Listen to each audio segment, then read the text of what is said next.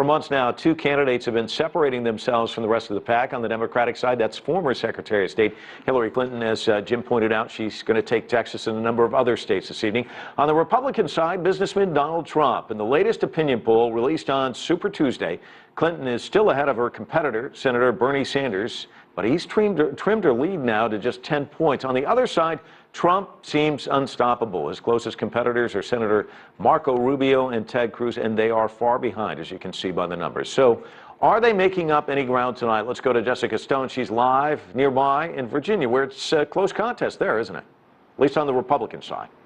Close on the Republican side, exactly. But let me take you first to the Democrats, where Hillary Clinton has now successfully so far had a southern sweep, winning Alabama, Georgia, Tennessee, and Virginia, including the voters right here in Northern Virginia. Sanders capturing his home state of Vermont, where he has been a U.S. Senator for a number of years, so no real surprise there. On the Republican side, it is Donald Trump all the way in the projected wins in Alabama, Georgia, Massachusetts, and Tennessee. And Mike, we'll be watching what happens here in Virginia. So far, Donald Trump winning the rural areas. Marco Rubio, the senator from Florida, giving him a run for his money in Northern Virginia, some of the military communities and the suburbs of the capital city here. But that's just the initial reporting, so we'll continue to watch what happens in this Commonwealth as well. Well, Jessica, we love the horse race side of all of this, the results. They're very interesting. But give us a sense of what voters are caring about. What are the big issues right now in the United States?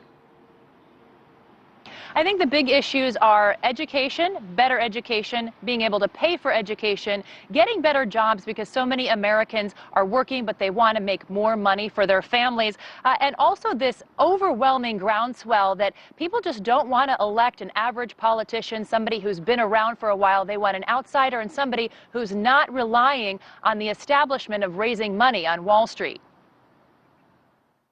Campaign finance reform is a really dear issue to my heart, because it's ridiculous to expect that politicians are only going to be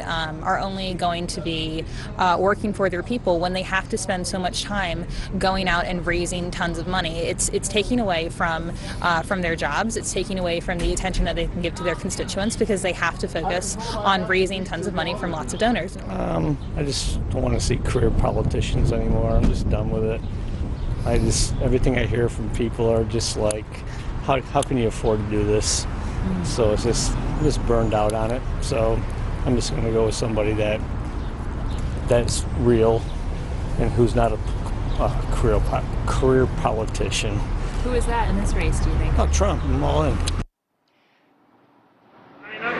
So a supporter of Donald Trump and one of Bernie Sanders coming before that just shows you why this particular area of the country is such an indicator of where we go in presidential politics in the United States. A real mixed bag and a real toss-up so far here for all of the candidates on the right. Mike?